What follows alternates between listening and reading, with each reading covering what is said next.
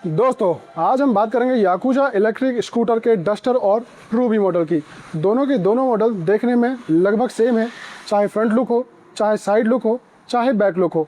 जब पहले से ही रूबी इसी मॉडल में, मेरा मतलब है इसी डिज़ाइन में उपलब्ध है, तो फिर डस्टर मॉडल लेकर आने की ज़रूरत क्या थी। वीडियो में लास्ट तक बने रहिए, क्लियर हो जाएगा बजट बचाना है या फ्यूचर सिक्योर करना है। चलिए शुरू करते हैं। इन दोनों इलेक्ट्रिक बाइक को देखने में आपको सामने से कोई अंतर दिखाई नहीं दे रहा होगा, सिवाय इसके मिरर्स के और इसके स्टिकर के, जो रूबी में दिया हुआ है लेकिन यहाँ पर नहीं दिया हुआ है।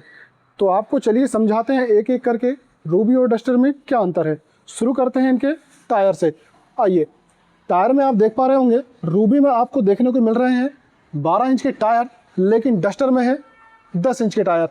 यहाँ आप देखिए इसके अलॉय व्हील्स भी, अलॉय व्हील्स में छोटे और कमज़ोर समझ में आते हैं, लेकिन इसमें बड़े और ज़्यादा मजबूत दिखाई दे रहे हैं।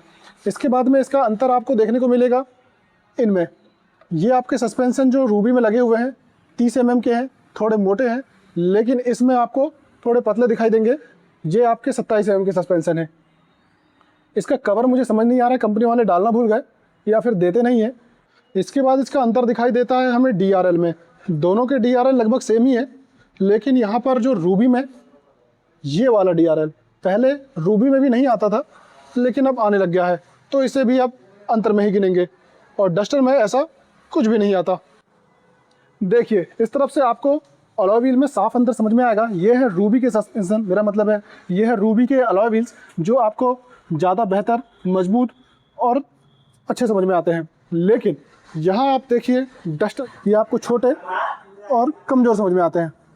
दूसरा अंतर, यहाँ पर आपको मिलेगा फुट रेस्ट रूबी में, लेकिन डस्टर में आपको फुट रेस्ट नहीं दिया हुआ है। हालांकि यहाँ पर थोड़ी सी जगह दी हुई है, मेरा मतलब है जगह तो दी हुई है कि आप फुट रेस्ट लगवा सको। तीसरा अंतर, यहाँ पर आपको देखने को मिलेगा सस्पेंशन में। इसके जो रियर सस्पेंशन है, ये है रूबी के सस्पेंशन, जो ज़्यादा बड़े, मेरा मतलब है मजबूत है और मोटे हैं। लेकिन यहाँ पर है डस्टर के सस्पेंशन, जो थोड़े से पतले पाइप में नज़र आते हैं, मेरा मतलब है पतली रॉड है, और ये थोड़े कमज़ोर समझ में आते हैं। इसी वजह से की लोड कैपेसिटी भी कम हो जाती है। ये है रूबी का स्पीडोमीटर, जो स्मार्ट मीटर कहलाता है। यहाँ पर आप देख रहे हैं डिटेल्स में गियर दिखाई दे रहे हैं, यहाँ आपको स्पीड शो होगी, ये रेडी लिखा हुआ है। यहाँ पर बैटरी के सिम्बॉल्स हैं, ये बैटरी के डंडे दिखाई देते हैं। साथ ही साथ यहाँ पर वोल्ट भी दिखाई दे रहा है, जो अभी 52 वोल्ट है, 48 वोल्ट में गाड़ी बनी हुई है। यहाँ पर आपको वोल्ट भी दिखाई देगा, जिससे आप गाड़ी की चार्जिंग क्षमता, मेरा मतलब है कितनी चार्ज है और कितनी देर चल जाएगी, इसका अंदाज़ा आप इसमें लगा सकते हैं। लेकिन डस्टर में ऐसा कुछ नहीं कर सकते। यहाँ पर देखिए, इसमें दिया हुआ है TCS की बटन, जो वर्क करती है, और यहाँ पर इसी बटन से आप इस्तेमाल कर सकते हैं रीजनरेटिव सिस्टम भी, जो डस्टर में नहीं है। इसके लिए मैंने पर्टिकुलर वीडियो बना रखी है, आप चाहें तो मेरे चैनल पर देख सकते हैं। चलिए अब देखते हैं डस्टर का मीटर। रुकिए, साथ ही मैं आपको दिखा देता हूँ इसका ये स्मार्ट बैंड, जो सिर्फ स्मार्ट मीटर में ही वर्क करता है। ये है NFC कार्ड, ये भी सिर्फ स्मार्ट मीटर में ही वर्क करता है। ये है डस्टर का स्पीडोमीटर। यहाँ पर आप डिटेल्स में देखेंगे तो यहाँ पर आपको स्पीड शो होगी, यहाँ पर गियर से शो होंगे, अभी 2 में और ये 1 में, और यहाँ पर शो होंगे आपको बैटरी के डंडे। यहाँ पर आपको वोल्ट शो नहीं होगा, जो रूबी में शो होता है, जिससे आप अंदाज़ा लगा सकते हैं कि गाड़ी कितनी चार्ज बची हुई है और गाड़ी में आप कितनी देर तक और चल सकते हैं, जिसका आप अंदाज़ा वोल्ट देख कर ही लगा सकते हैं। लेकिन यहाँ पर आप नहीं लगा सकते। ये नॉर्मल मीटर है, इसलिए इसमें ना तो स्मार्ट बैंड कनेक्ट होता है और ना ही NFC कार्ड। यहाँ पर देख लीजिए, यहाँ पर दिया हुआ है इसका रिमोट, जो दोनों ही गाड़ियों में देखने को मिलता है, डस्टर में भी और रूबी में भी।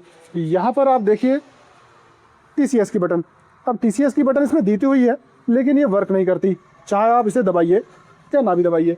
लेफ़्ट साइड में जाइए तो यहाँ पर इसके अपर डिपर इंडिकेटर्स और हॉर्न और पार्किंग की बटन है, जो काम करती है।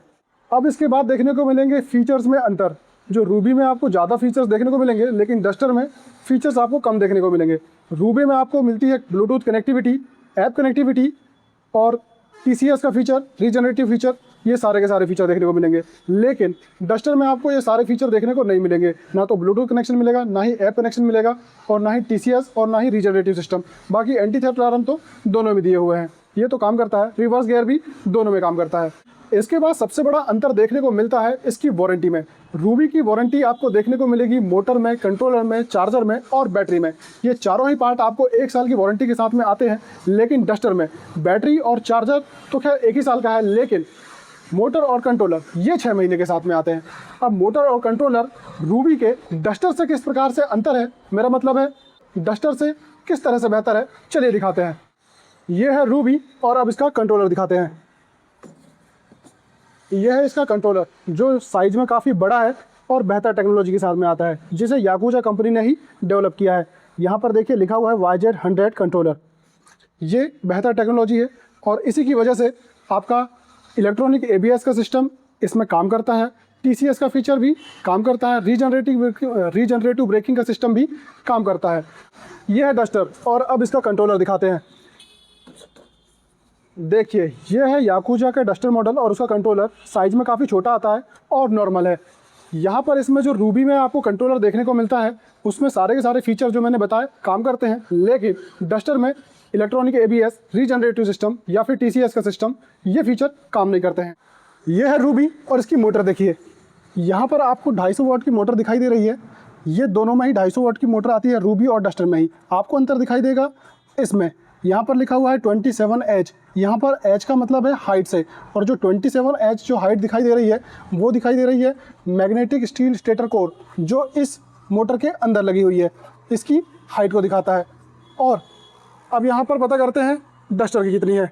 ये है डस्टर और यहाँ पर लिखा हुआ है 250 वाट और यहाँ पर लिखा हुआ है 24H जो रूबी से कम है।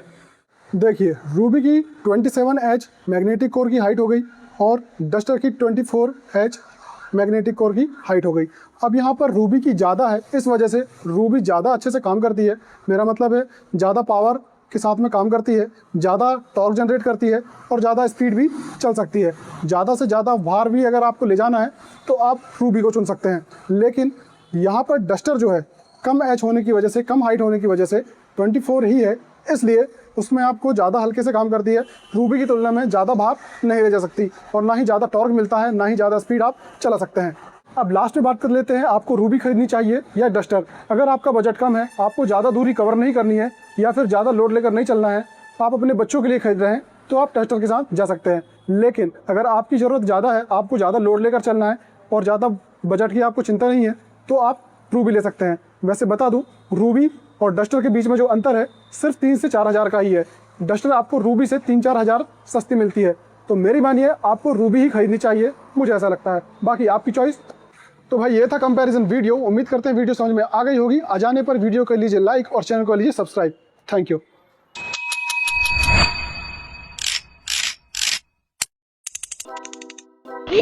Yes.